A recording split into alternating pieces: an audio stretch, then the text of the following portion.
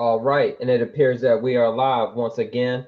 I repeat, we are officially live. Ladies and gentlemen, sisters and brothers, I'm Basim on behalf of Global Media Inc. And as you see the logo, we are proudly displaying it. I'm joined by Mikha'el Ben Israel. He is the founder of the Walls of Jericho Biblical and Historical Studies, and he's also a Chicago native. And you've heard plenty from him on Global Media before. He's got his close friend with him and fellow brethren. We're going to introduce him.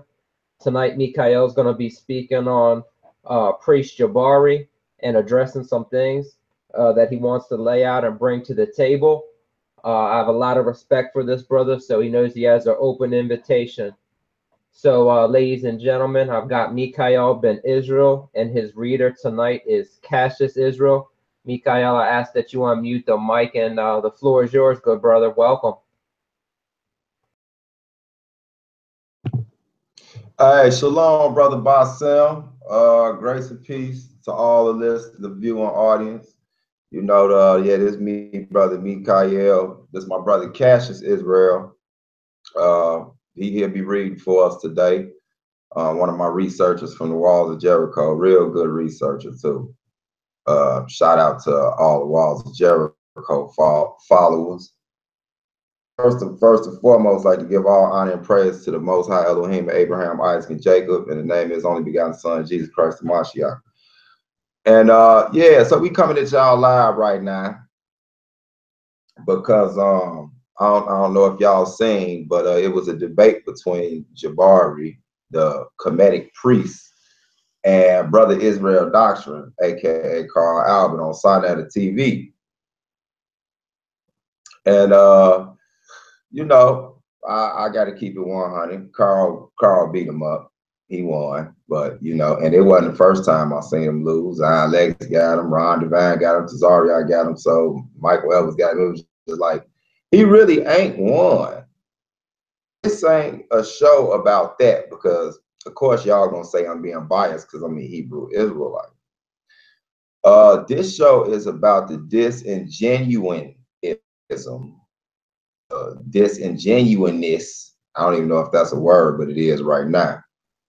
Of some of these New Age Kemetic teachers. Now, I gotta say, the brother Jabari, out of all of them lately, and here in this, you know, these last couple of years, I actually see him as being one of the more genuine because he wasn't running around saying that, you know, the deities in Egypt was just matters, and you know, as far as they was just principles. He actually, if I'm not mistaken, I recall him a few times, basically what we call ancient Egypt or Kemetic, right? So I had to give him some type of props for that because that showed that he was more into the old school way of quote unquote Kemetic science. You know, he wasn't trying to just, you know, metaphysicalize everything. He was saying, you know, he a priest. So he's dealing with the spiritual realm as well as with the history. So I thought he was a little more genuine until I started seeing his debates, and he seemed to have this very consistent pattern where he comes off real genuine. And then when you listen to him, first of all, what you would notice what he loves to do is downplay his opponent. So he'll say, oh, my dear brother, let's just say Tazariak, for example. You know, you're a good brother, but I think the problem with the Hebrews are they take such and such literal in the Bible and you know, things of that nature. So what he just did on the slick side, your relevance, therefore downplaying your knowledge and the relevant conversation at hand. So I used to see him do this over and over, but I caught something, and I think a lot of us caught it, that he would name his sources when Carl made him stick on subject, because you know they like to distract away from the initial subject at hand. And this, you know, they put the Bible on defense basically. So you can't stay on one subject because you have to defend something else. going. He stayed on the same course, right? And so, are we still live? Loud and clear, good brother. Everything's fine. It just said global media is no longer. Oh, okay. All right. Yeah, my bad, y'all. I'm looking at too much going on the camera. So yeah, so I was watching it, naming his sources. What's the name again? The maximum hotel. Max. So apparently, this is the oldest complete book. Well, that in itself, hard word. You know, you can't say it's the oldest book, because what really constitutes a book? A paragraph, a sentence, you know, or is it a compilation of literature to form a book? So he said the oldest complete book. I'm not here to try to refute that whatsoever. But when he did this, it's as if he did this knowing that the majority of his audience, Hebrews and Kemetics alike, but especially Kemetics, wasn't going to go back and read it for themselves. And so, you know, we ain't going to even take long on here because Monday Night Football coming up, and we definitely going to watch the game. But we're going to have a little fun right here, right now. So regardless of what side you on, whether it's the Hebrew side or the Kemetic side, this is about to show you, when you listen to these teachers or people that you look up as teachers, please go back and check their information, because they can be real slick with their word. So what we did was, my brother hit me up and said, hey man, check out that book, since he brought it up. And when we check out stuff, we don't just check out one translation, because see, our scriptures tell us to have 2 or more witnesses. So we do that even with the literature, as you want to call it today, cross-referencing, right? And so we went to a few translations of this book. And it was funny because what he read, now, Jabari, I would say this, that brother is a scholar. So I know that brother probably got a bookcase like the Vatican. So I know that he had to read what we read, unless he's being disingenuous, as I call it, cherry picking, or he just skipped straight over something because he knew y'all wasn't going to go back and read. So if you can, Brother Bassem, could you pull that clip up for us so I can let the audience see exactly what we're talking about? Sure, no problem. Let me pull it up right now. Just give me about 15 seconds. Continue to it. Set up the clip, and I'll screen share it. Okay. So yeah, in this clip that y'all about to see, this is in the middle of the debate between him and the brother Israel Doctrine. And so and it's a lot of other stuff that I can break down out of this, but we just gonna do this little part, make it fun. But so you can check this out on global media. It will be available after the live stream. But what I also want y'all to do is, after that, probably in a few days or so, I'm going to actually have a version of this with a longer edited version where I'm going to add and break down more stuff. So it's going to be compiled onto this already ready-made live stream that we're doing right now. So I can really just blow some stuff up. But so this right here was something that only took us about 15 minutes to put together, because he really just did it to himself. Yeah, so he's about to go on in the subject. Well, this is from Brother Jabari's debate with Israel Doctrine. I'm going to screen share. First of all, I'm claiming fair right usage and policy, and I'm screen sharing everything. And Mikha'el asked that this clip be played, and I'm going to respect his wishes. So what you have right here, you can watch the whole thing on Israel Doctrine's channel. It's about 2.5 hours long, but this is a clip that Mikha'el Ben Israel is focused on. So here we go.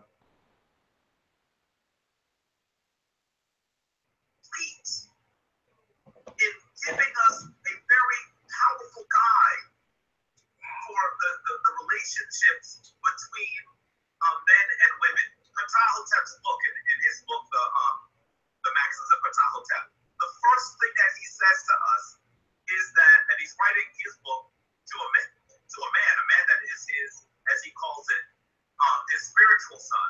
The first thing that he says is, do not be arrogant with your wisdom. The greatest wisdom is found amongst the women that toil at the grindstone. It says good speech is more hidden than precious stones, yet may be found amongst the maids at the grindstone. So I want you to know that is the first maxim of the book written by our dear brother Ptahotep.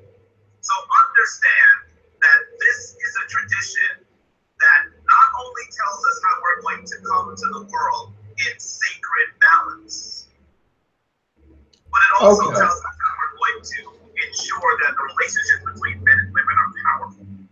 Okay, stop right there. That's enough. Mute your mic real quick, myself. All right, now look, right.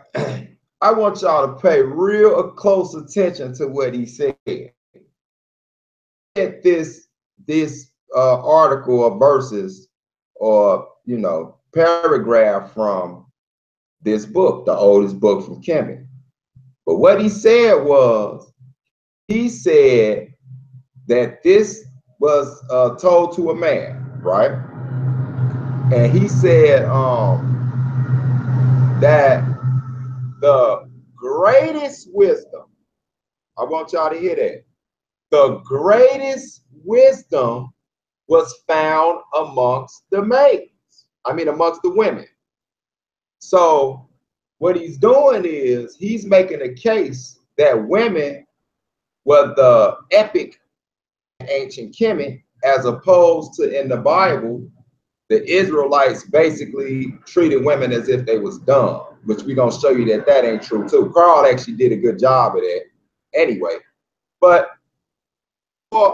didn't really say that, because he admitted that it was in regards to a man. So it was talking to a man, not to a woman.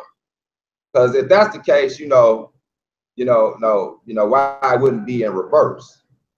Why wasn't it directed to a woman if she was considered, if it was more of a monarchy? Why wouldn't it be to a woman and then say something like, well, and go to the men? But no. Thinking is that the epic of wisdom in Kemet was the woman as opposed to the Bible. Now, we're going to read the exact same book that Jabari read. We got one translation of it. I think we got, what, 2 or 3? So, all right, we got 2. Now, brother, I want you to read what he just read. What he say? Okay, this is from the Maxims of Ptahotep. It says, do not be haughty because of your knowledge, but take counsel with the unlearned man as well as with the learned. Ever attain perfection of competence, and there is no craftsman who has acquired full mastery. Good advice is rarer than emeralds. May be found even among women at the grindstone. Hold on. It said that this wisdom is priceless like ruby. It sounds a lot like our book of Proverbs. So if they want to say, well, we stole that from there, it would be funny, but I know why they didn't really go there. What it said even the wisdom could be found amongst women. Not even. It did. So hold on. It's saying that basically you can even find some wisdom amongst our women. The women even got some knowledge. Why does it say even if it was female setup? They supposed to all knew that the women supposed to have been the epic of the wisdom. But Jabari read, first he was being slick. He said the greatest wisdom was amongst the women. This didn't say nothing about greatest wisdom. It said even wisdom wisdom can even be found amongst the women. Difference in that. So according to the Kemetic text that Jabari read, it's saying, in the context of that conversation, that men have wisdom. Fine. But you can even find it amongst women. As to say, it's harder to find it amongst women than it is amongst men. Now, ain't no way Jabari could not have read that. But let's check. Let's read the other version. Just to see, does it even say greatest wisdom, though? Like, where he get that part from? So let's see, what do the other one say? Be not arrogant because of your knowledge. Take counsel with the ignorant as well as with the wise. For the limits of knowledge in any field have never been set, and no one has ever reached them. Wisdom is rarer than emeralds, and yet it is found among the women who gather at the grindstone. And this other translation, you still don't see greatest wisdom amongst the women. Persons say wisdom is found, is hard to be found, even find it amongst the women. The second translation says wisdom yet can be found amongst the women. Jabari, you mean to tell me you didn't see these versions of the translations? Come on, man, you got all the books. So either he intentionally reworded it, or he chose not to read these versions of the translation. You know why? I hate to say it, because he know most of the so-called conscious community gullible as your everyday church. They just listen to their preachers. They don't even read the Bible for themselves. So let's see, in comparison, what our book says in Proverbs chapter 31. So chapter 31, and I like you, dear brother. Why don't you read start off at verse 1.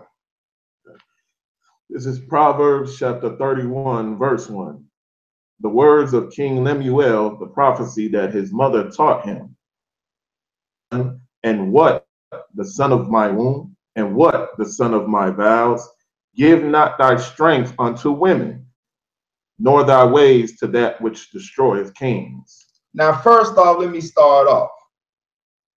If our women was so dumb, or our women was looked at as such no-class citizens, why is it that in this proverb, one of Solomon's proverbs, the advice to a king or a powerful king, and who did he get his teachings from? His mother, Lemuel. And the first wisdom she dropped on him, we've all heard before. Thanks for bringing up that KJV version. And this wisdom is the type of stuff we heard from our grandmothers and our mothers growing up. Boy, don't be out there giving all your stuff to no woman. Be a man, be strong. Don't no woman want no old weak man. This the same type of advice that a real mama gonna give her son. It was dumb. They were supposed to shut up. And it specifically says the prophecy and that it says that his mother taught him. This is funny. So I want to also skip down to verse 10, bro. Who can find a virtuous woman? For her price is far above rubies. Now hold up. He read from the Kemetic book, it said that wisdom was rare like rubies. But in our book, the Israelite literature, the HEBREWZ literature, the Hebrew Israelite literature, that who can find a virtuous woman, for her price is far above rubies. Now, this is advice from a wise woman, a son that is a powerful in a position of power. And one of the things that was taught to him was a virtuous woman is above rubies. Above is, but she is above. Now, I don't know if y'all know, but back in the day, rubies and stuff costed a whole lot of money. They still cost a lot of money, but wasn't nothing like bling back then. You know what I'm saying? These are people, so we always like that type of precious stones and all that. So a woman that is virtuous, and a part of virtuosity is wisdom in itself. Keep reading, brother. Verse 11. The heart of her husband doth safely trust in her, so that he shall have no need of spoil. He will do him good and not evil all the days of her life. And y'all hear that? This is beautiful. What can you go against on this? Knowledge from a woman. And one of the things she say is you supposed to teach a woman, or basically he's teaching that a virtuous woman is a woman that a husband can trust with all his heart. Oh, but I thought the Hebrew Israelites didn't trust their women. They just shut up, woman, go sit in the corner. You know you about to do this, you about to do. No, he's saying a woman like that, you can trust her all the days of your life because she won't do no. This don't sound like a chauvinistic nation who think that women is gum under their shoe. But that's the image that a lot of these new age Kemetics is trying to convey on the masses. A lot of it is, like I said, I did not look at Brother Jabari as one of these new age Kemetics because he admits that there is spirituality, or even basically, I might not put words in his mouth, but just from a viewer standpoint, that there is a form of religion in ancient Kemetic, or ancient Egypt as we know it. So I was giving him that, but he got some of the same shenanigans going on, man. But this lies at the foot of them and the listeners, because he actually thought y'all was too dumb to go cross-reference and read these translations for y'allself. You see what I'm saying? That's real funny. So even when he had the stuff up there, it's like, man, I know he ran across these translations, or did he meticulously pick them? Because I don't see that where it was the greatest wisdom. I don't see it. So I want to go to another spot in our text, because this the whole thing. It was society versus Kemetic. And this ain't nowhere even this presentation ain't the dog out Kemetic. This is the show that is some disingenuous, slick, crafty little preachers, teachers in the conscious community. And it's y'all got to stop it, man. We get tired of the foolishness. So let's go to Titus chapter 2. Titus chapter 2. Because you know, the message that he keep trying to relay to people is that like society is just like some dingbats, and it just would not help us in today's society, which the brother Carr did a very good job in showing. Basically, it went that the Israelite society would be way better than the Kemetic society in comparison to the debate. Now, whether that's true or not, if you want to believe that's your thing, of course, I'm going to say, yeah, the Bible is better. The way that the brother put it out there, I mean, I still ain't really seen a Kemetic teacher just go blow for blow with the principles that's in Kemet instead of focusing on what's in the Bible. Jabari did try to do that somewhat and bring forth a case for Kemet. That was after debating made him, because he was trying to go off topic like he always do, but he just didn't let him. So let's go to Titus chapter 2, man. Brother, pick it up in verse 1, why don't you? This is Titus chapter 2, verse 1. But speak thou the things which become sound doctrine, that the aged men be sober, sound in faith, in charity, and patience. The aged woman likewise, that they be in behavior as becometh holiness, accusers, not given to too much wine, teachers of good things. Next verse. That they may teach the young women to be sober, to love their husbands, to love their children. Now, we could go on and on if y'all want to. If y'all keep reading it and get into some more qualities that the women should teach other women. You know, and so the reason I started with what a woman taught a man is because they like to say, well, you know, y'all women couldn't speak. No, it's based on our protocol that a man heads a spiritual congregation. That's the culture of Israel. Almost every culture is set up like that. You have the exceptions to the rule where it's matriarchal, but most are patriarchal, and the Hebrew Israelite society was patriarchal. but male chauvinistic, that's not the case. But that's the image that they making up. So you mean to tell me if we telling our women to teach these women these good qualities, how to be a good wife, a good mother, good in the community and all those type of things, that's going to hurt our community? Come on, Jabari. That was just foolish. And it was funny because I saw how all of a sudden, you know, you start having camera problems and electric fuse outbreaks and, you know, cell phones going off and the mouse started moving later. I'm like, damn, boy, I really got him looking for the exits. I thought he was literally just going to jump out the glass window without raising the head first. That was a bad one. But I wasn't even really focusing on the beat now. Well, I was focusing to see if where the trickery was going to come in at, because this is what we got used to with the brothers from that side over there. I just hate to say it. That's literally their MO now. And so basically, we just showing y'all people long, but y'all go back, man, check out that debate. It's on Brother Carl Albert's page. It's also on Sonetta TV page. Y'all check that out. And I want y'all to now look at it with some hands and not the little magic trick that he tried to pull. Y'all got to just get him an L on that one, man. But my bigger point is the trickery of these so-called teachers, man. You know what I'm saying? They're not genuine with their information. So we're going to go back to where we started. Let's go back, because the subject is the women and the subject is wisdom. You never read in the translations that it said greatest wisdom is found amongst women. It seemed like Jabari added that. And if he does find a translation with that, my whole thing is, did he not see these? Did he not see these? Or did he meticulously pick that? To be quite honest with you. But we're going to go to Proverbs chapter 9, man. So let's go to Proverbs chapter 9. Man, this is just ridiculous. And brother, when you get there, read verse 1. Okay, this is Proverbs chapter 9, verse 1. Wisdom hath builded her house.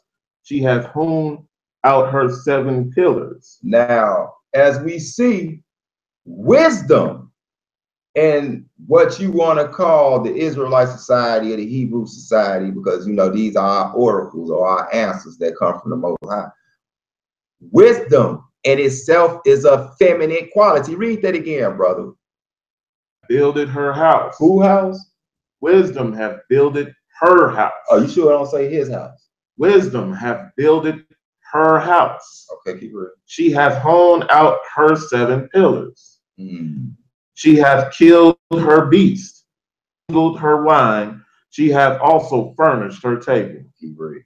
She hath sent forth her maidens. She crieth upon the highest places of the city.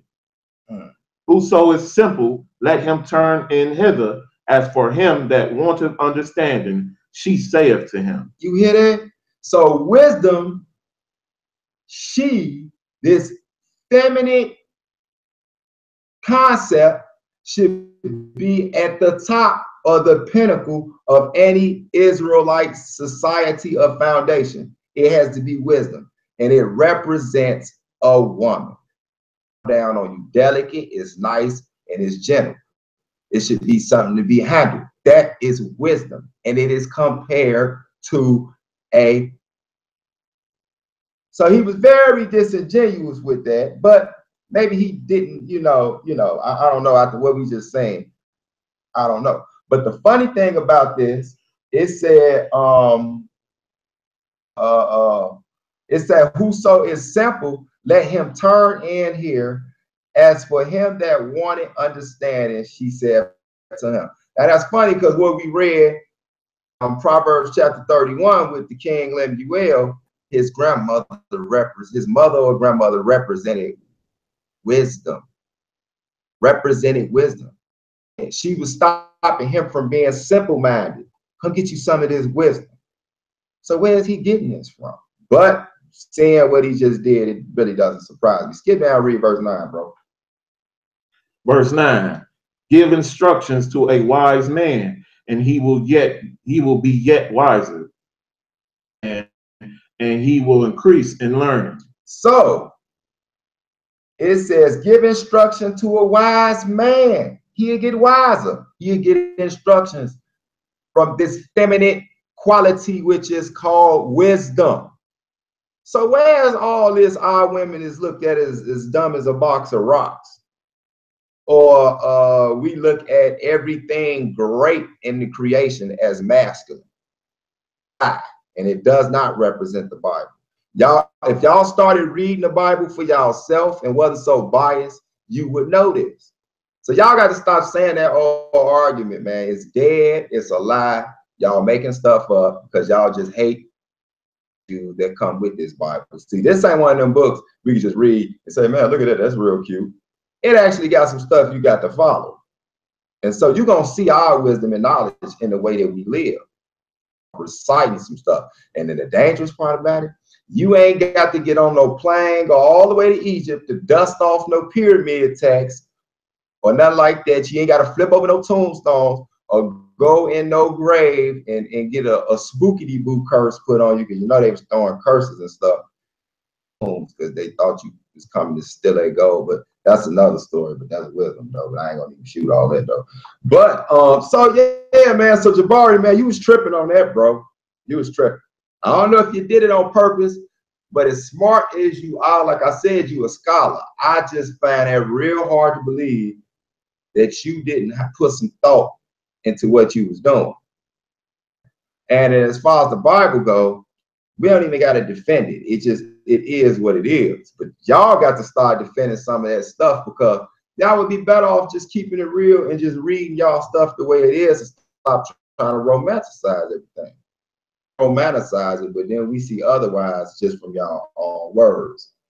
And so yeah, so that was funny. So you see what our book said about wisdom. You see what our book, just these couple of cases that I used, I could have kept going all night. But you see, as women relate to society, as if it's not as if they didn't mean nothing, they didn't exist or nothing like that. That's trickery on you. Have to do the other things that it tell a woman to do, and that's to be a real woman, a real mother, a real wife, and things of that nature. That's the trick, and a lot of y'all is falling for it. But you know what's funny though? It's a reason that that section that he pulled from the oldest book in Kemetic seems to kind of blow the woman off. Like, you can even find wisdom amongst our women. Like, even, like, that ain't that common to find it amongst the women. So you can even find it there. And well, I'm gonna tell you why. Because while they've been going around here all this time talking about the great mother goddess, this and that, Mayat and all that, let's look at one of their texts, and we gonna see. Now this is finna get comical, because you love to hear them say the Bible was taken from the Kemetic text, but they never get into detail what was really taken. Because even when they tried the whole 10 Commandments thing, he wasn't naming no commandments that was stolen from Mayat, not in the Torah. And not to mention, it's always mentioned we got over. It's always mentioned that we got over 600 of them. Y'all ain't even got that many. They say 42, but it's really more like 100 or something. It's like 42, 42, and 42. But that's another story. But the funny thing about it, they don't even make up one chapter of our book. So they was lacking on the law. This was funny, brother. I want you to read. Where you reading from? The book of Kemetic. The book of Kemetic. Okay, read this, bro. I'm just gonna show you why they said even the women. All right, Joe, we even got some women that know a little bit of something.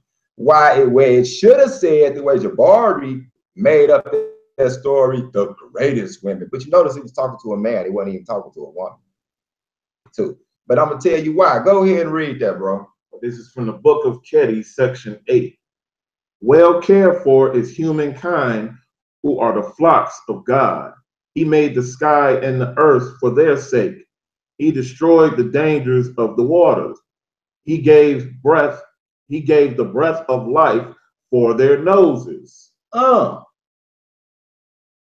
He, not, you sure that don't say she, bro? He gave the breath of life for their noses. Man, that sounds real familiar. Huh. So wait a minute. We see this deity is clearly a male. The breath of life in the nostrils. That's real interesting. Go read the next one, bro. What else you got there? They are in his image and came from his body. Huh? Whoa, keep reading.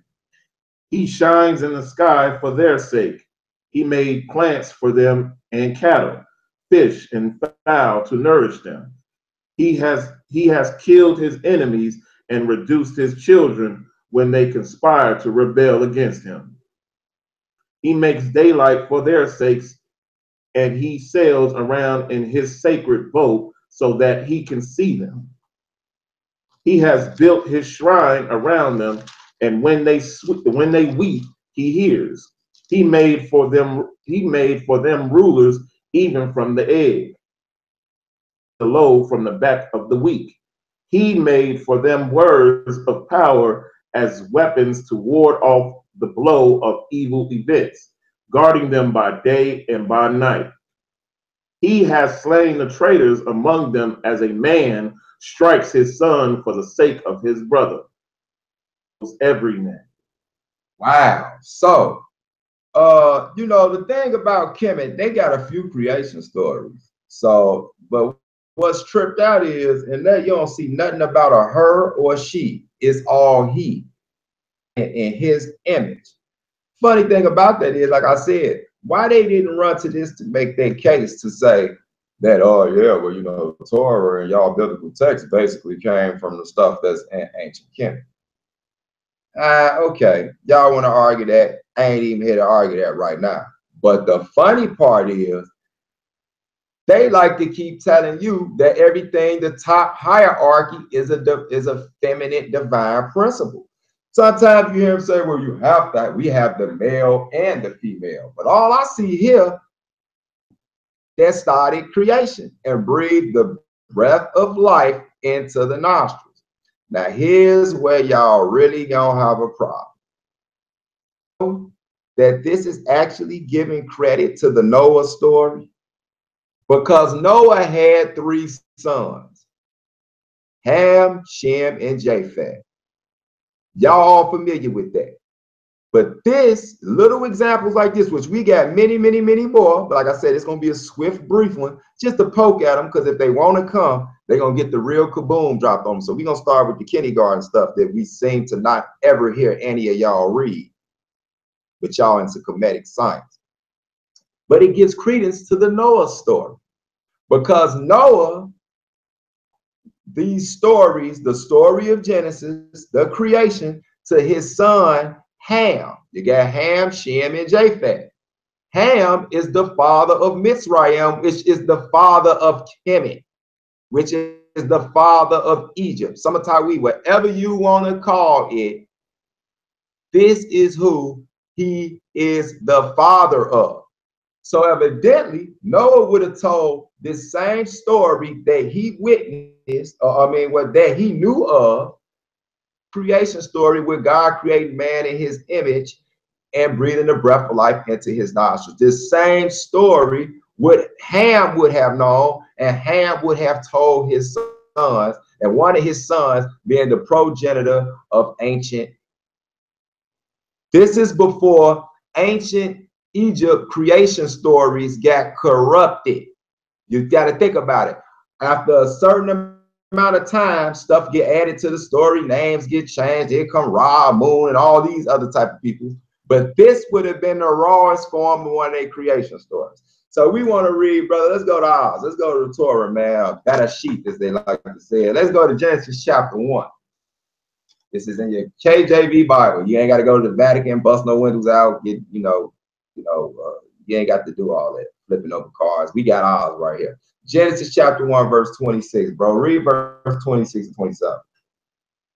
This is Genesis chapter 1, verse 26. And God said, let us make man in our image, after our likeness, and let them have dominion over the fish of the sea, and over the fowl of the air, and over the cattle, and over all the earth, and over every creeping thing that creepeth upon the earth. So God created man in his own image. In the image of God created he him, created he them. Sounds real similar to writing in Kemet, huh? Is that a coincidence? If you want to say, see, that's because the Bible got that from Kemet. Or could it be the fact that it really happened? And so that's people always talking about, and then the same people will turn. I'm not saying Jabari, but this is other people will turn around and say, well, we don't see a recording of that in Kemet and all that type of stuff. But then they'll turn around in the same breath and say, well, we took it from Kemet. So which one is it, man? But what we see is we don't see no woman deity doing all that creating and breathing breath over there in Kemet. I know some stories similar came up afterwards, but let's just find how many stories can you find older than this one that we read? So we're gonna stay in ours real quick. We're just gonna go over to the next chapter. We ain't gonna beat y'all up and give y'all no Bible lesson because y'all wasn't paying attention when y'all was in church nowhere. But then again, I understand because y'all preachers, they didn't know how to read the Bible. So Genesis chapter 2, brother, read verse 7. This is Genesis chapter 2, verse 7. And the Lord God formed man of the dust of the ground and breathed into his nostrils the breath of life, became a living soul. Whoa, boy, does that sound similar. But let me see, when you read it over there on the Kemetic side, was it a her or was it a he? It was a he. Man, it sound like the same dude. So it sounds like at some point, ancient Kemet knew about this same God. So rather it was written later by the Israelites, but the story was already around orally. And all the Israelites did was came and had to clean up a lot of the folly that was added in the later stories by the other sons of Noah. Whether y'all like it or not, that's the case. We making the argument for that case based on the evidence of the text that y'all might believe is mythos. That a lot of nations had some understanding of this mythos at one time. And what we're gonna show you in another video that we'll be doing later is that we got evidence of all these different cultures, which would have came from those three fathers that come up out, three sons that come up out of Noah. We have evidence of the similarities of this exact same story that was passed from fathers to sons to daughters and so on and so forth. They've been playing games with y'all, man. They're trying to get y'all farther away from this as possible. At the same time, you're running around hotepping lawlessly, and it ain't gonna help the community whatsoever. You know what I'm saying? So, like I say, we ain't here to defend the scriptures or none of that. We just point out that there's some disingenuous teachers going on, and it got to stop, man. It literally got to stop. So, how we see that, right, with these male deities, and then exaggerated about this greatest wisdom found amongst the women in Kemet. Well, we didn't see that in the text, but what we did see in the biblical text is that wisdom in itself was considered a woman or a feminine quality, and that women actually were known for wisdom. And that was just that one person. I ain't even go to Ruth and all these other sisters, or in the New Testament, what was it, Priscilla and Aquila, his wife, or whatever. I ain't even going into all that type of stuff. We just letting y'all know y'all been bamboozled, man. And brother Jabari, you got caught. Stop it, because I know you're smarter than that. And so, thing that we're gonna touch on this last little thing right here, because if you go back and watch the debate, you know the subject of slavery always comes up. You know, Israelites, we know that always come up. First of all, we've already proved many times they don't even know what the context of the words mean when it talks about what you would call slavery, or bond men, bond women, servants, and all those type of things, which every society had to the Israelites. But looking at the Israelite version, it looked a hell of a lot better than a lot of the other versions that you're gonna run into. You know what I'm saying? So we just beating up these weak cases that cats keep jumping out here with, man. It's starting to get old, it's getting repetitive, and it really ain't no truth to it. So, but that's them playing off the simple mindedness of what they think the simple mindedness is of the audience. I think y'all smarter than that. So let's go to Deuteronomy chapter 5, bro. Deuteronomy 5, man. I want you to read verse 13 and verse 14 real quick, because I want to show y'all something. The servants, or the lack of conversation, slave, which y'all want to say, but that really comes from Slavic people. I think everybody know that. So that's just the word that was there. If you want to get into the technicalities, then you have to get into bondman, bondwoman, versus servant and things of that nature, which would also be one of them, will be a comparison of the indentured servant. But let's go to verse 13, brother. Read verse 13 and 14. This is Deuteronomy chapter 5, verse 13. 6 days thou shalt labor and do all thy work, but the seventh day is the Sabbath of the Lord thy God. In it thou shalt not do any work, thou, nor thy son, nor thy daughter, nor thy manservant, nor thy maidservant, nor thine ox, nor thine ass, nor any of thy cattle, nor thy strangers that is within thy gates, that thy manservant and thy maidservant may rest as well as thou. So Israel, right? When we kept the Sabbath day, it was not just a luxury for the Israelites, us ourselves, to keep, or the owners of the house or the owners of the property to keep the Sabbath day. Not only was it a holy day commanded by our God, but it was a non-labor day. It was the luxury of rest and not having to slave. Guess what? The servant that you had the rest too. So we wasn't doing like chattel slavery. You just getting beat 24/7, 7 days a week. They didn't care.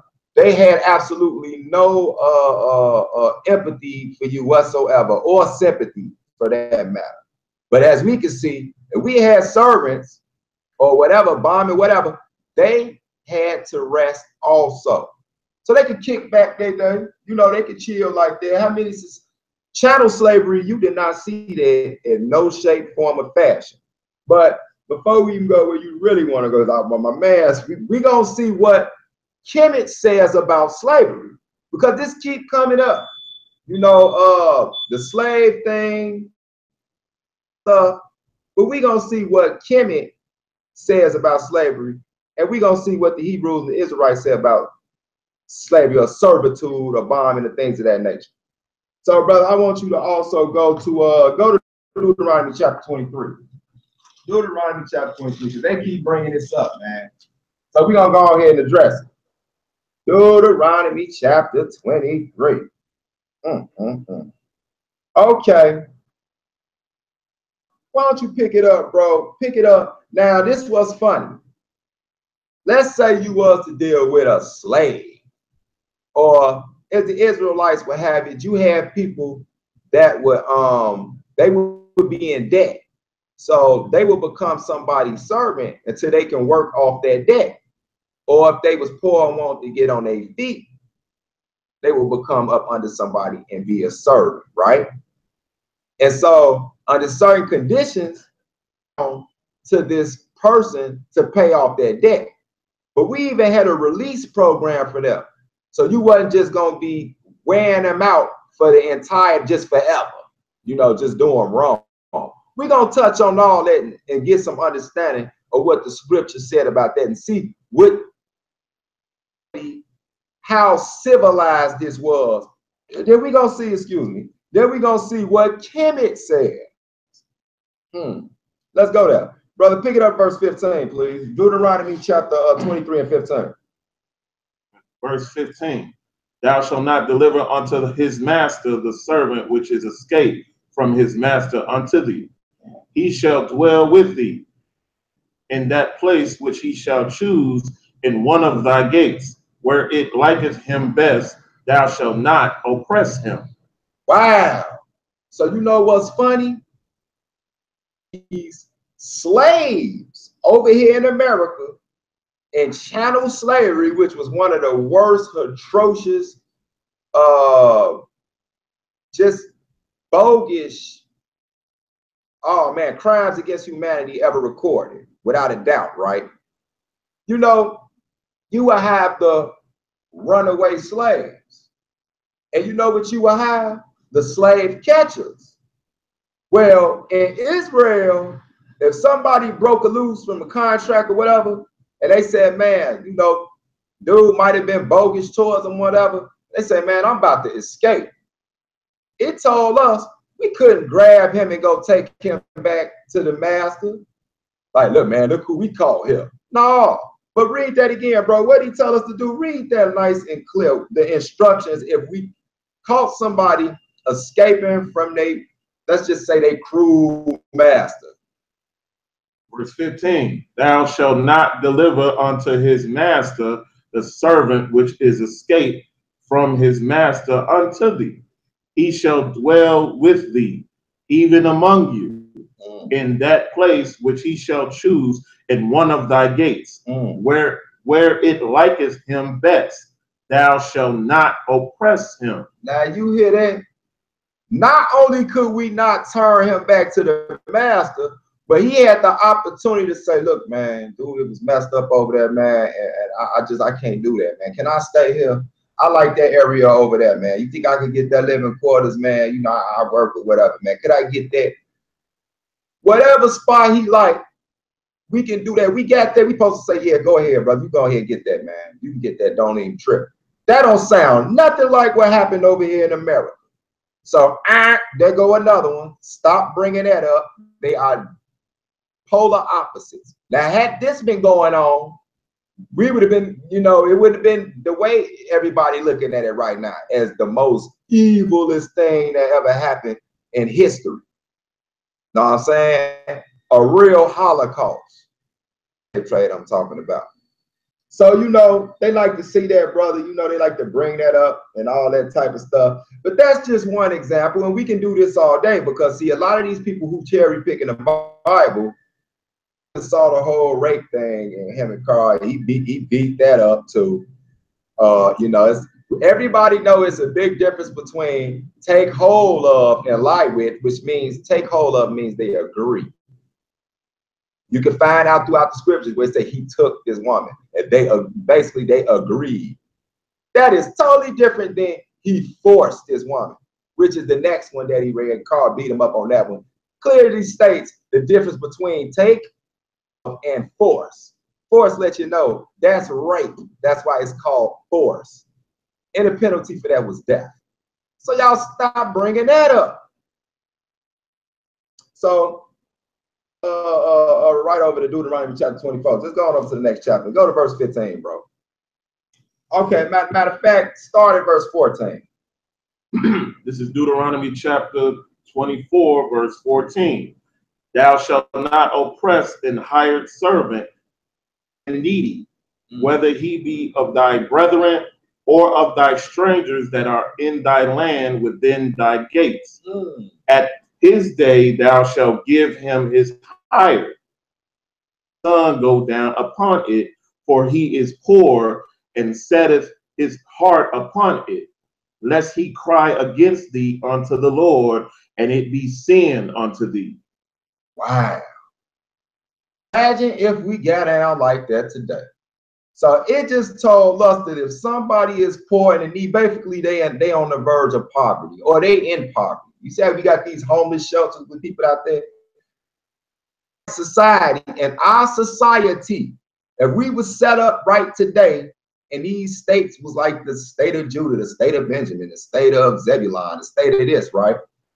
When you come through there, you was poor, you was hurting, you was messed up. You go to somebody with some money, with some land, that man a nice little old deed, man, nice little old job.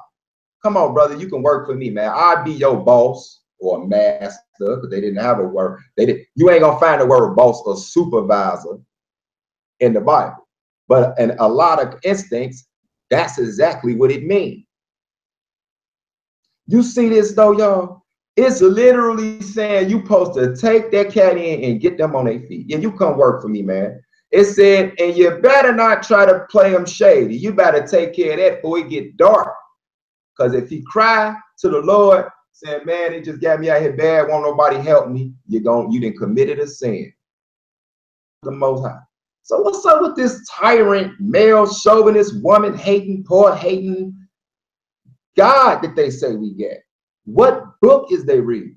See, this is the problem, people. They cherry pick stuff out the Bible. See, this is the difference between the biblical text. This is why you don't see Hebrew Israelites romanticizing the Bible, because it's the good, the bad, and the ugly. Just like real life.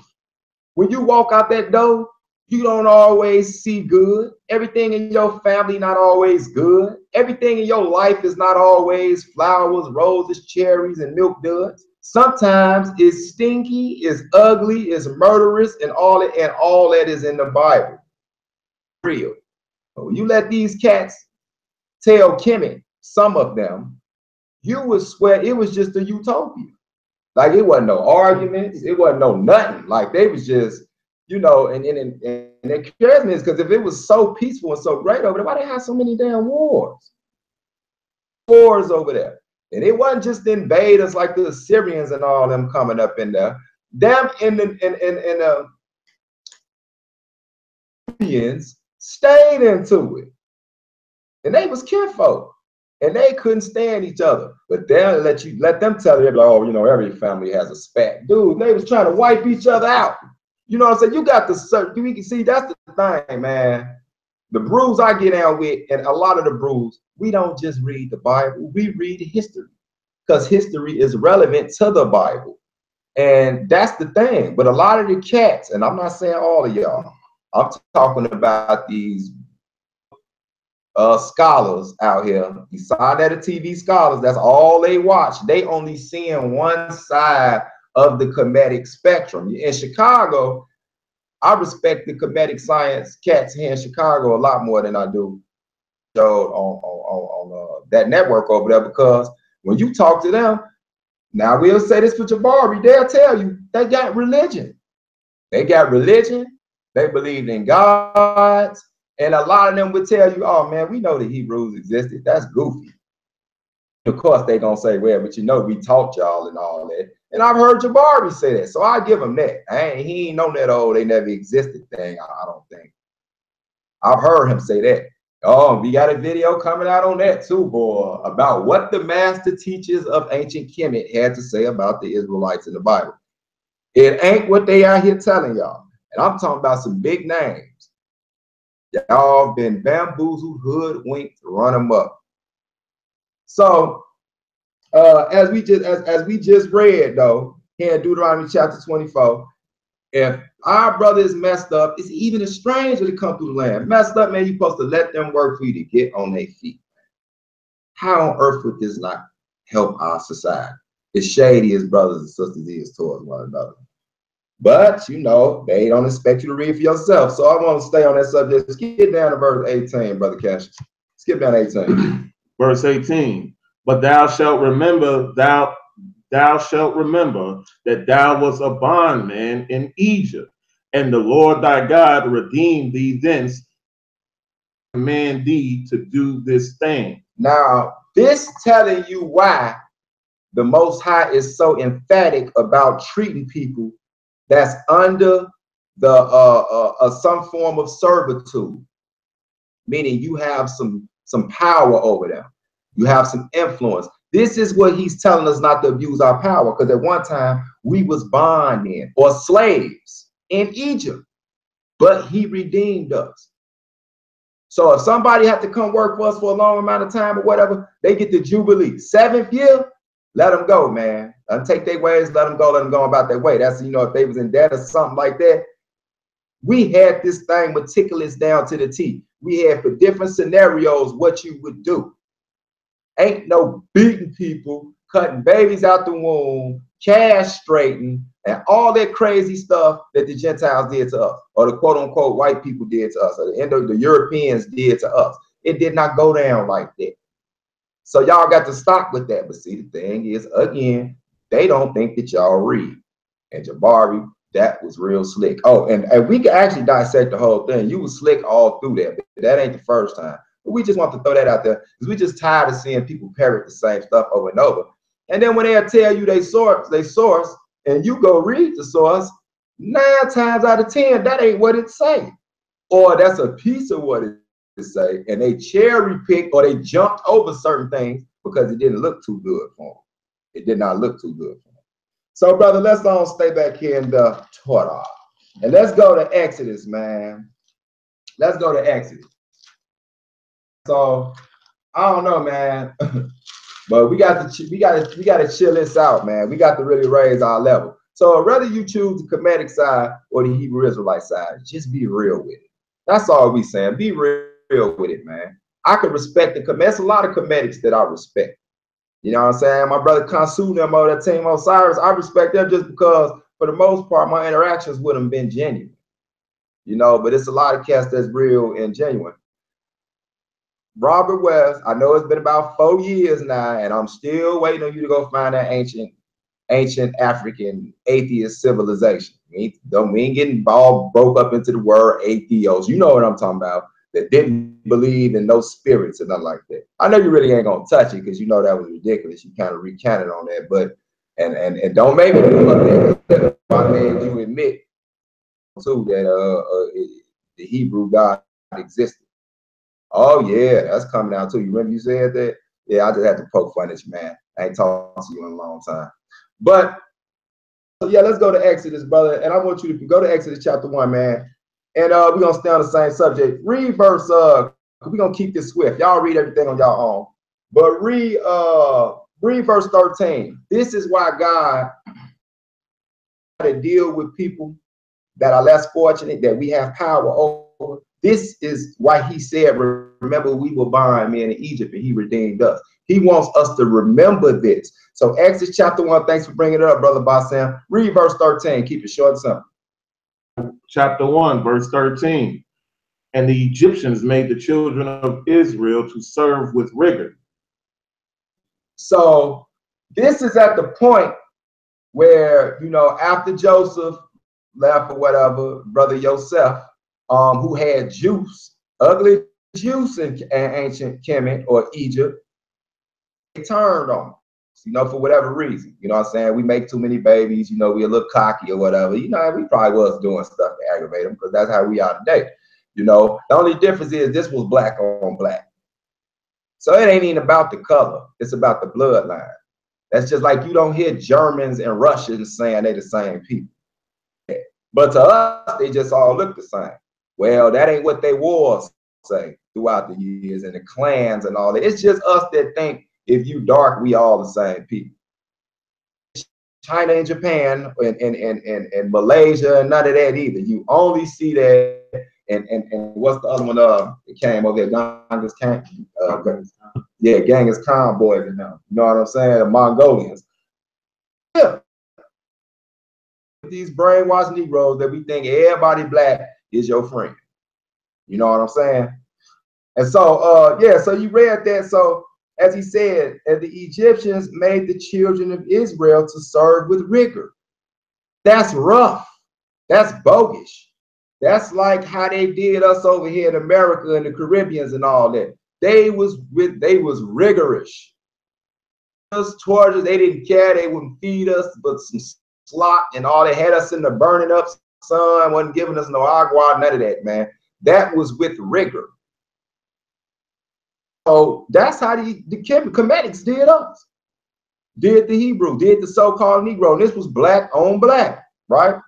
But so the funny thing about that, God wants us to keep this in our remembrance. So go to Leviticus chapter 25, bro. Leviticus chapter 25. We almost through, people. Like I said, I'm gonna take long because we're gonna watch this Monday Night Football. Who is it? The Colts and Titans. That might be decent. Okay, so Leviticus chapter 25, man. When you get there, brother, pick it up at verse 39. This is Leviticus chapter 25, verse 39. And if thy brother that dwelleth by thee be waxen poor and be sold unto thee, thou shalt not compel him to serve as a bondservant. Oh, there go that word bondservant again. So now you understand that you need to have a level of understanding of what each terminology means. They're all some form of servitude. But is any of them chattel slavery where you being beat? Keep reading, brother. But as an hired servant, and as a sojourner he shall be with thee, and shall serve thee unto the year of Jubilee. So the year of Jubilee.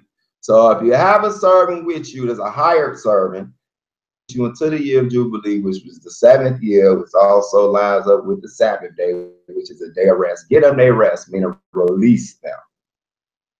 It was very structured. It was not savagery like what we've come to know with this Western Hemisphere slavery, and before that the sub-Saharan slavery that the Arabs did to our people, right? Verse 41, and then shall he depart from thee, both he and his children with him, and shall return unto his own family, and on the possession of his fathers shall he return. Keep reading. For they are my servants, which I brought forth out of the land of Egypt. They shall not be sold as bondmen. So you heard that? So with the servitudes, with the different levels, the one thing he would not have, this is what you would call the closest thing to what you figure to be, is slavery. Like somebody that just got to work for you for a long amount of time. He said, when you come to your own people, you don't do that. You know what I'm saying? Because they still my servants, because the nation of Israel, which is us, who we know is the quote-unquote African-American, and the group that went to the Caribbeans, Bahamas, Virgin Islands, all of that, and we had other spots scattered around the world, even in Europe, Africa, and Asia, is God's servants. This is what he wants us to remember. We are servants of God by nation. We are a nation of priests unto this earth, to all the sons of Adam. We in their eyes. That's what we're supposed to be anyway. So why on earth am I going to take my Israelite brother and make him serve me like I'm God? Because at the end of the day, he's still a servant of the Most High.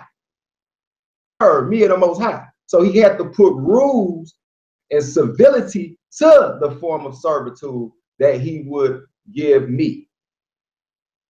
So it's not that our society didn't have bosses, supervisors, masters. We had that. Clearly we had that. But there was certain levels that you had to take, and it was certain amount of respect as human beings. This is what you call humanitarians in Israel, especially when it came to your own people. Verse 43, thou shalt not rule over him with rigor, but shall fear thy God. Wow. But when we was over there in Kemetic, it said they did us with rigor, didn't it? Right. But see, if we had a Kemetic working for us, I wouldn't even do it with no rigor.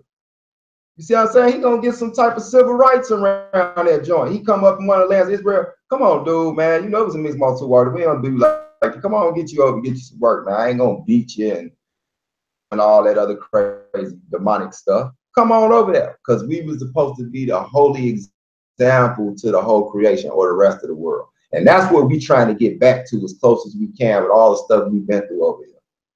Press nobody. This is a form of liberation. It really is. It's a form of liberation. So continue reading though, bro. Both thy bondmen and thy bondmaids, which thou shalt have, shall be of the heathen that are round about you. Of them shall ye buy bondmen and bondmaids. So there you go. Now, Israelite as a bondman or bondwoman, you could take them as a servant though. They had to be treated certain way and released. That you a bondman, he had to be of the other nations. Now, Kemet had us as they bond, but they treated us like hot doo-doo. This is according to our text, and you have other secular evidence that say that, but they want to swear them down that that wasn't Israel over there. But a lot of them starting to admit that it was us over there. But now they saying we came, and I think Jabari said, and if I'm wrong, brother Jabari will apologize publicly, but I think he said something in the nature that we went in there like tyrants or something like that. Yeah, both. We just forgot all about how good they treated us before the dookie hit the fan, and so they kicked us out.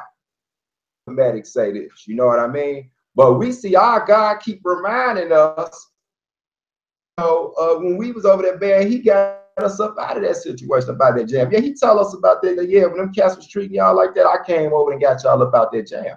But you can also see other texts in the scriptures where he tell us, man, look, don't hate no Egyptian. They wasn't always going up against y'all skull, you know, peeling y'all skull like that. At one time, they was actually opening their arms to y'all. They was cool with y'all. You know what I'm saying? Y'all was cool. And if it wasn't for Kemetic, we would have been out there real bad. So see, we keep it real with that. But something happened. Something happened. Might have been because of us. You know how our attitude is. They probably just got sick of us. Read that ass verse, bro. 5. Moreover, the children of the strangers that do sojourn among you, of them shall ye buy, and of their families that are with you, which they beget in your land, and they shall be your possession. So the strangers that's amongst us, meaning the other nations, and the Chinese, German, the Nigerian, not the Hebrew or Yoruba, but other tribes of that's Hamites or Ishmael, and that's a whole nother story. I know somebody there, you got to prove. Oh man, they really ain't ready for that yet. We got that too. Oh, we got bona fide HEBREWZ and HEBREWZ too. We're gonna do a thing with that too. Let them bring that to y'all. Over there with the Biafra thing in the States and all that over there. But that thing is repeated history, is real, and it all come from here. Yeah. But so yeah, we can grab Connie Chong or somebody from over there, you know, from one of them other nations or something like that. And you know, yeah, you buy them, go and do that. You couldn't do that. Couldn't do that with us. Couldn't do that. You know? So I don't know where they be getting this stuff from, but yes, I do. They pull it out they back cavity. I'm gonna check for y'all self. That's y'all need to start checking y'all teachers because they really think y'all retarded. So go to verse 55, bro. Verse 55. For unto me the children of Israel are servants. They are my servants, whom I brought forth out of the land of Egypt. I am the Lord your God. Keep insinuating. I mean, he just keep putting the focus on the fact that Israelites is God's servants. We are his servants. So that means he is just as important to the God of Israel as I am.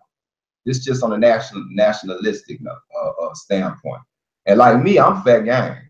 Whether you're black, white, Chinese, you know, some Hebrews have an issue with that. But for the most part, if they know me, they don't. They just got to respect. That's my outlook, that's my outlook on it, because that's what the book conveyed to me. Naturally, I'm gonna look out for my own first. You know, something be wrong with every nation. Look out for their own first. But it comes to other nations, if they want to be, if they righteous, I'm gonna treat them like they're righteous. And my own people, if they wicked, then I'm gonna avoid them like the plague. It's just that simple. Personal feelings into it. This is what the book say, and God know more than us. So y'all been out there misrepresenting this book. Y'all been out there misrepresenting us. And that's because they don't believe that y'all will read for y'allself.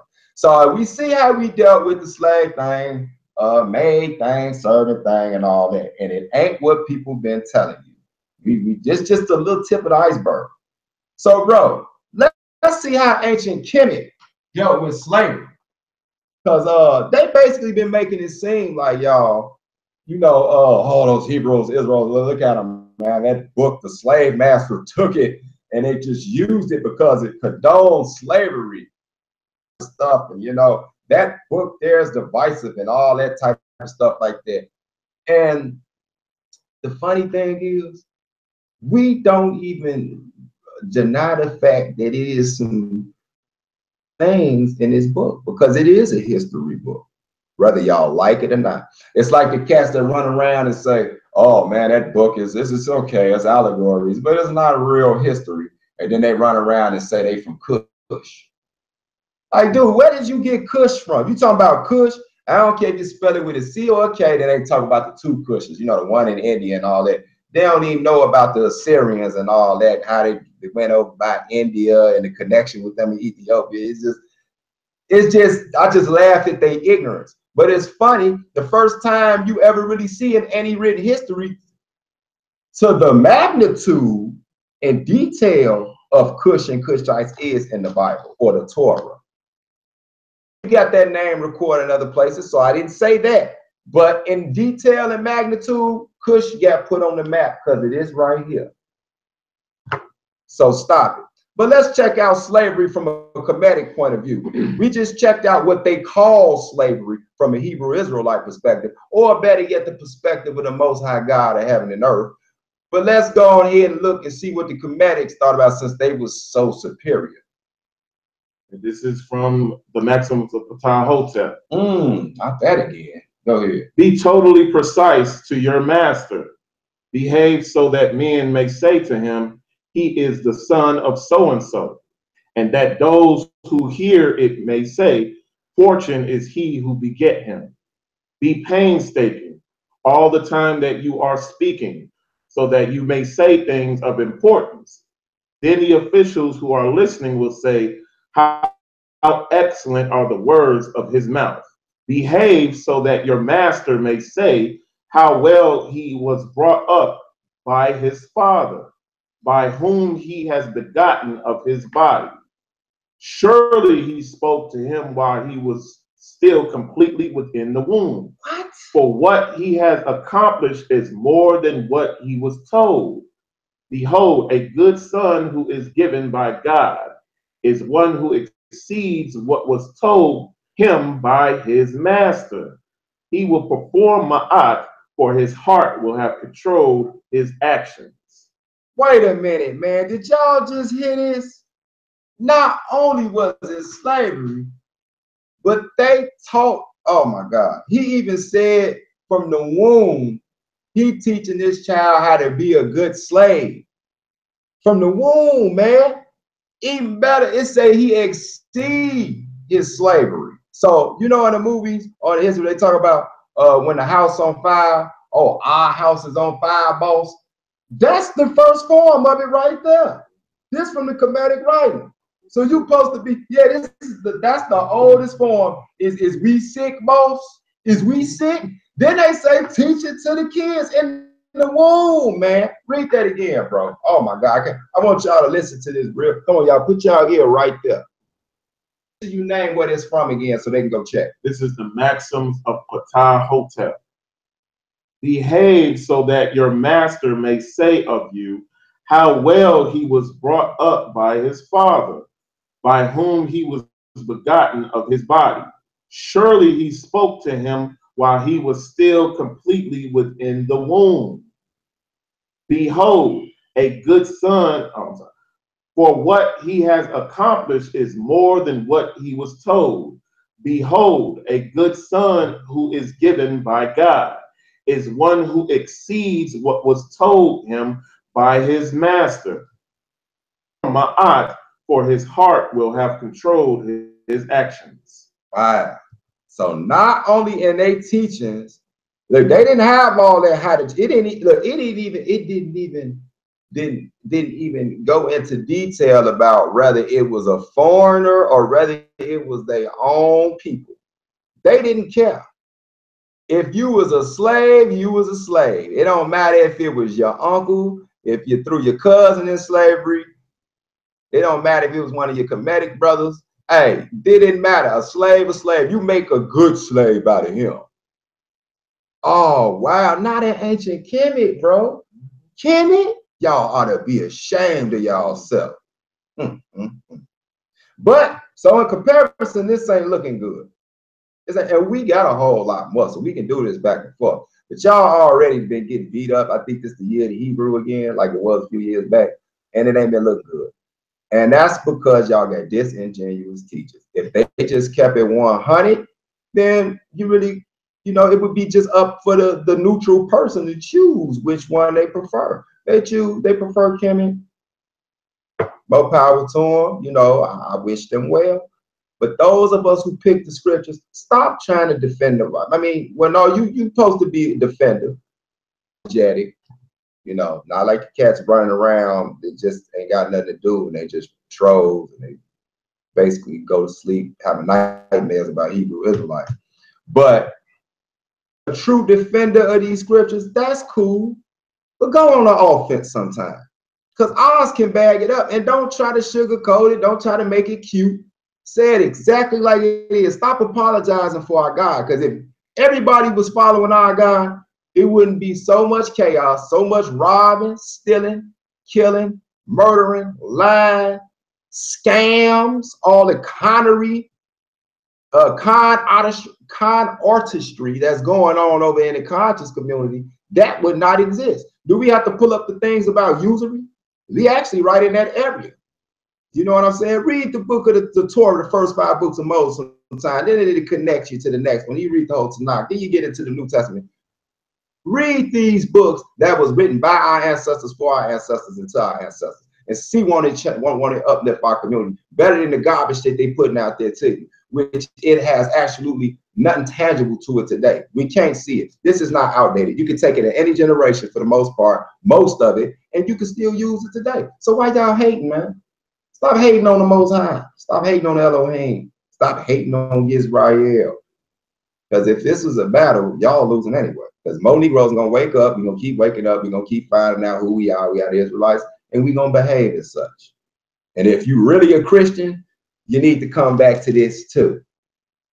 Stop getting ready for Halloween and dress your kids up as Bambi and little ghouls and goobly and goblins. And you should have been keeping these feasts that's in these scriptures, because Jesus kept him himself. Y'all swear y'all love Jesus so much, but he was keeping these things. Out here painting no Easter eggs and dressing up as no police officer that stripped at night. Y'all are ridiculous, man. It's time for the real priests to stand back up.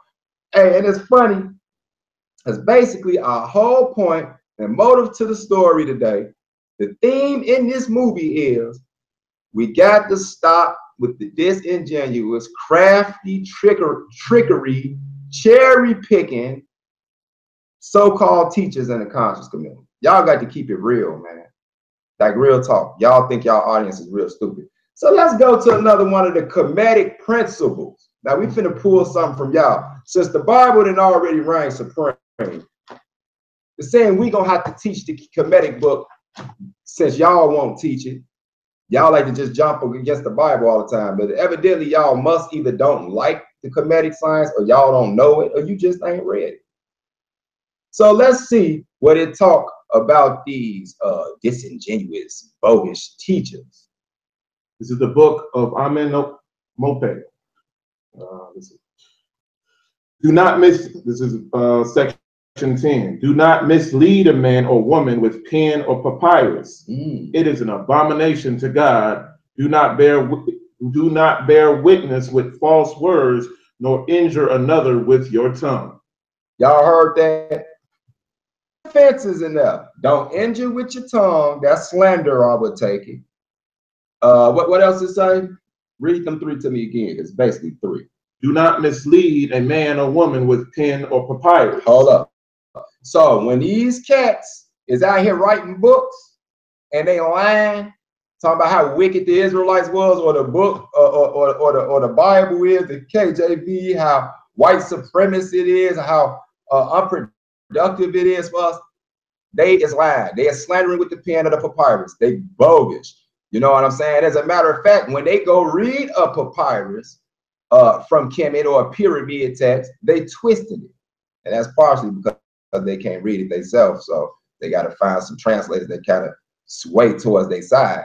Y'all breaking what this say. Read the other ones. Read them other ones again. Abomination to God. To God. Not to God is. That's funny again too. Do not bear witness with false words, nor injure another with your tongue. There we go. Don't bear false witness, basically. Stop lying on people like y'all been doing, and don't injure people with your tongue. And I'm pretty sure that means slander. That's the same way we used to talk, and you can find a lot of that same talking in our text. So actually, it wouldn't be nothing wrong with a lot of the Kemetic text if y'all really knew it, and if y'all stopped trying to filter it like it was all Fluffyville and followed it, it would be cool. But the truth is, either y'all don't have faith in it because y'all don't have faith, I'll say, or you just don't know. So yeah, man, I just wanted to say this, man. So this was a nice little Walls of Jericho production. My brother Bassem, thanks for having us on again. We're gonna be coming with some more. And like I say, this is gonna be downloaded to my HEBREWZ in the Hood channel, as well as Global Media. And the one on my Hebrews in the Hood channel, more than likely is going to be edited stuff that I want to add to it, because this was just a little snippet and we about to get ready for Monday Night Football. All right. You can mute the mic so I can close this out. I appreciate it. You guys already know Mikha'el Ben Israel, founder of Walls of Jericho Biblical and Historical Studies, also Hebrews in the Hood. Check him out on YouTube. He's also on Facebook as well. You know, he's got an open invitation over here on Global Media Inc. This has been a Global Media Inc. production. I appreciate Mikha'el and his close personal friend and brethren, Cassious Israel. I appreciate the dedication. I really do. Till the next time, everybody be safe, stay blessed. I'm Basim. I'm out.